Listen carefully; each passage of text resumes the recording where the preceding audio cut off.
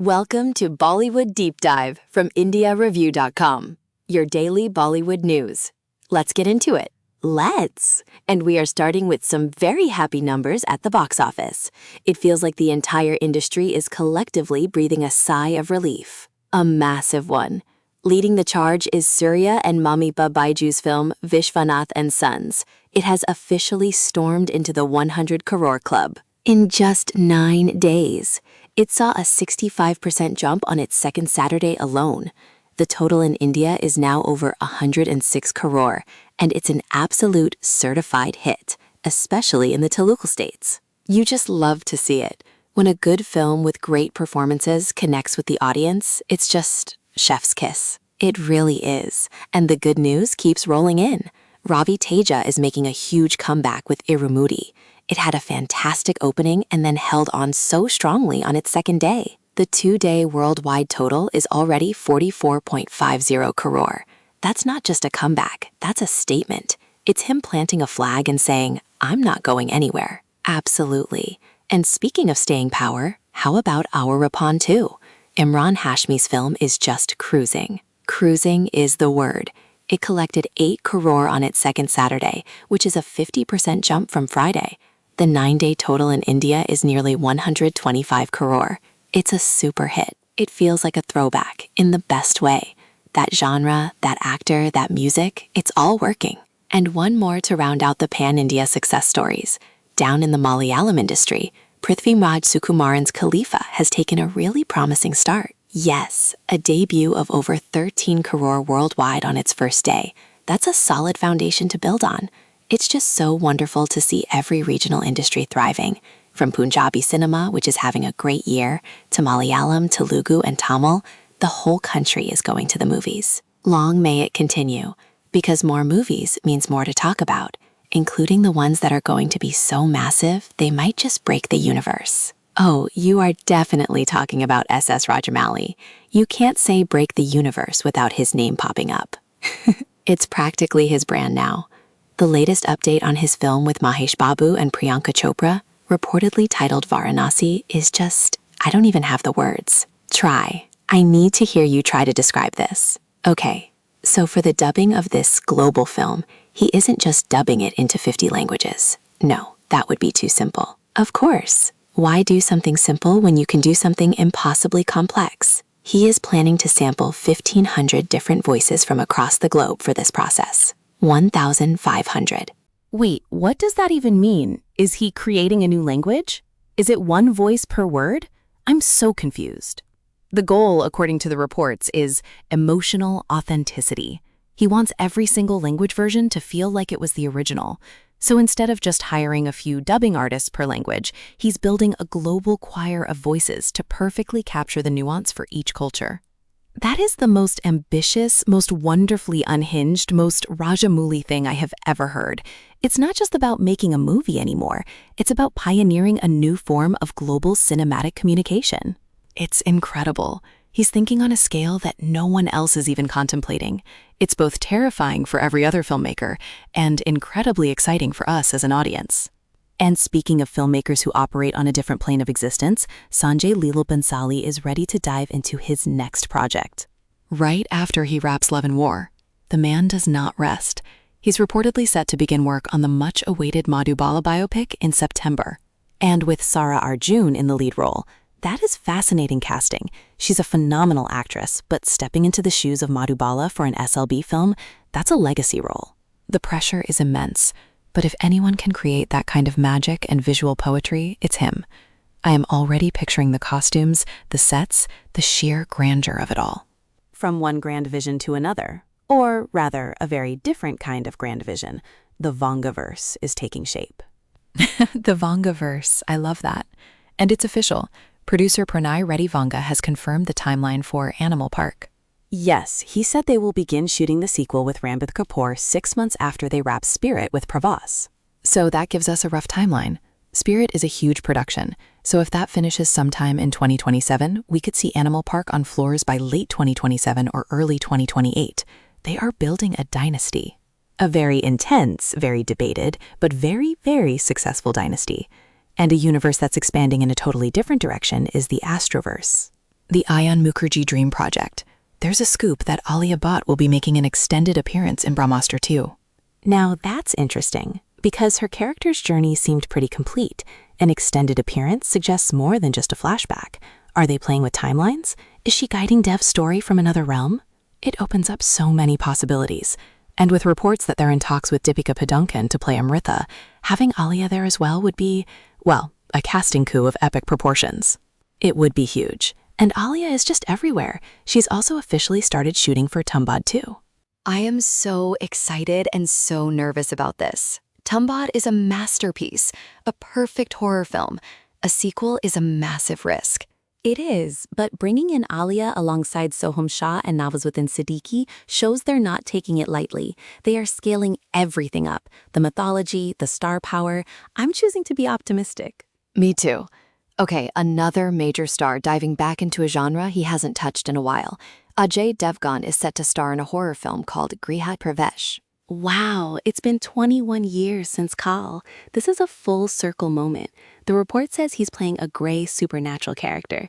That sounds right up his alley. He does intensity so well. He really does. And from one beloved series to another, Mirzapur is making the leap to the big screen. From Mirzapur to Mirzapur the movie, Ali Fazal has been talking about where the film picks up from the series, and it sounds like a direct continuation, but on a cinematic scale. It's such a smart move. You have this massive, dedicated fan base. Why not give them a big screen event? I think we're going to see a lot more of this series to film pipeline. For sure. But with all these massive productions and big star collaborations, there's always the drama that happens behind the scenes before a single frame is even shot. Ah, yes, the business part of show business. And it seems the controversy around Deepika Padukone's exit from Spirit has flared up again. It has. Pranay Reddy Vanga, Sandeep Reddy Vanga's brother and producer, has made some pretty specific claims. He said that the negotiations broke down because Deepika made unreasonable demands. Specifically, he's quoted as saying she demanded 10% of the film's profit. Right. And look, it's impossible for us to know what actually happened in those rooms. This is one side of the story, but it does open up a really interesting conversation about compensation in the industry. It really does. For years, the conversation has been about pay parity and actresses getting paid a fraction of what their male co-stars get. So one response to that is to negotiate for profit sharing. It's a standard practice for many male superstars. Exactly. If your presence is going to guarantee a certain level of box office return, it's not unreasonable to want a piece of that success. Whether 10% was the right number or whether that was the only sticking point, we'll never know. But it's unfortunate that when a female star negotiates aggressively for her worth, it gets framed as her being demanding or unreasonable in a way that it often isn't for a male star. It just becomes part of this public narrative. And speaking of public narratives that just will not end, the feud between Taapsee Pannu and Kangana Ranaut is back. Oh no, I thought we were past this. Apparently not. After Kanana made another saucy copy or cheap copy dig at Taapsee and called her work B-grade, Taapsee posted a cryptic note on social media saying, "Hence proved." It's just so exhausting. They are both such talented, successful, powerhouse women. They have both carved out incredible careers on their own terms. Why does this keep happening? I don't know. It feels like a distraction. It takes the focus away from their work and puts it on this high school drama. And honestly, it's just sad to watch. It really is.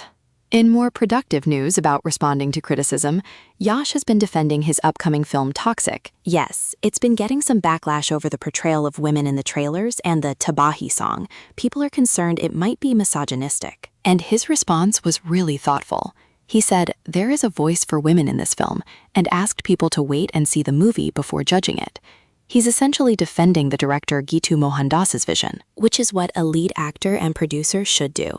It's a tricky line to walk. You want to acknowledge audience concerns, but you also have to stand by your art and the story you're trying to tell. It's a much more constructive way to engage with criticism. 1000%. But sometimes the criticism isn't just about portrayal, it's about something more serious.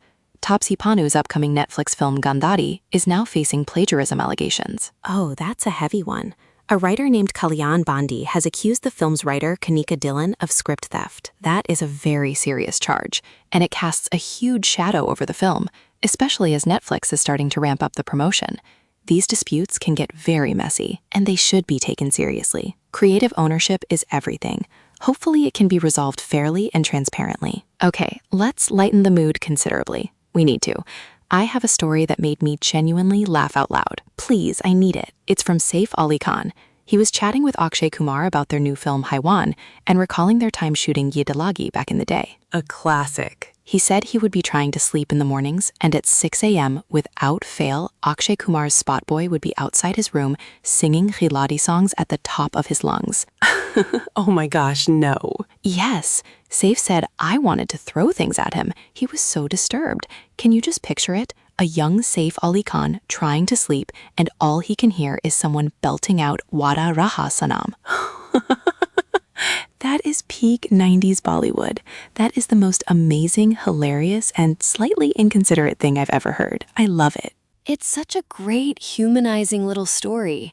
And from one funny story about a star to a not-so-funny situation another is dealing with, Kareena Kapoor Khan has had to address pregnancy rumors again. Again? What happened this time? A video of her outside her gym went viral, and of course the internet decided she was pregnant with her third child. It got so out of hand that the photographer who took the video actually apologized to her. That's something, I guess. But the fact that it even happened is the problem. She literally just finished a workout. Exactly. She handled it with her usual class, but it just highlights the relentless scrutiny these women are under. Every photo, every angle, every outfit is analyzed for a baby bump. It must be so incredibly draining. It's a complete invasion of privacy. Let the woman live. And speaking of the pressures of the job, Ranveer Singh recently opened up about a difficult phase in his career. Oh yeah? This was before the Durandar franchise, right? Right. He said, career hai, ups and downs hote rehte hain, which is just, it's a career. There are always ups and downs. He recalled a tough period before that film came along and broke new ground for him. It's a good reminder that even for someone as successful and energetic as Ranveer Singh, it's not a constant upward trajectory. There are moments of doubt and struggle for everyone. Absolutely. And sometimes the struggles are physical. Poor Karthik Aaryan had to undergo knee surgery. Yes, he got injured doing an action sequence for his film with Kabir Khan. The good news is the surgery was successful, and he's expected to be back on set soon. That's great to hear. You hate to see anyone get injured on the job. We're wishing him a very speedy recovery. Definitely. And from physical injury to reputational injury, Govinda has had enough. What's he done? He's issued a public notice against what he calls false and defamatory content being spread about him, threatening a 100 crore lawsuit against offenders. This is all happening amidst his ongoing public spat with his wife Sunita Ahuja. Wow, that's a serious step. It feels like more and more celebrities are drawing a hard line in the sand about what they'll tolerate from online media and gossip columns. It's self-preservation, isn't it? You have to protect your name. And that sentiment of protection extends to family as well. I saw a really nice quote from Paresh Rawal about his sons Aditya and Anirudh entering the film industry. Oh, what did he say? He was very pragmatic about it. He said they will have to face the grind, the rejections, the criticism, dhakke khana, galiyan sunna, sab sehna hoga, which means you'll have to take the knocks, hear the insults. You have to endure it all. He was very clear that they shouldn't get any special treatment because of who their father is. I respect that a lot. Acknowledging the reality of the industry while still wanting your children to earn their place. It's a very grounded perspective. It is. It's a perspective that comes with decades of experience, which actually reminds me of this amazing bit of trivia I read about a film with decades of history. Ooh, a flashback. Hit me. Let's talk about Sholay. In 1975, it made 50 crores at the box office, an astronomical sum. Right. One of the biggest blockbusters of all time. The definition of a hit. And yet, when it was first released, it was widely declared a flop. What? No. How is that even possible? Apparently, its budget was so massive for the time that in its initial weeks, it wasn't making money fast enough to be considered a success. Newspapers were writing articles filled with concern about how much money it was going to lose. That is wild. It just completely reframes what we think of as a hit or a flop. It's all about perspective and patience. The film just needed time to find its audience, and boy, did it ever. It really did. And that idea of perspective is something that comes with time. Megastar Chiranjeevi actually spoke about this recently. Happy birthday to him, by the way, 71 years young. Absolutely. And for his birthday, they announced his next big film, Mega 158, is officially titled Kaka. The first look is out and it's set for a January 2027 release. He is just unstoppable, a true megastar. He is. And he had this great quote about how, after so many years in the industry, the box office results of his films don't affect him as emotionally as they used to. He's learned to detach from the immediate success or failure. That's the Sholay lesson right there. True impact isn't measured in the first weekend. It's measured in decades. It's measured by becoming a legend, which he absolutely is. Perfectly said. And while we're celebrating the legends of Telugu cinema, we should also touch on a point made by filmmaker Deepak Tijori about the struggles facing regional films. What did he say? His Gujarati film, Get Set Go, lost most of its screens in its second week, and he questioned the lack of theatrical support for regional cinema, especially when competing against big Bollywood or Hollywood releases. It's a valid and very important point.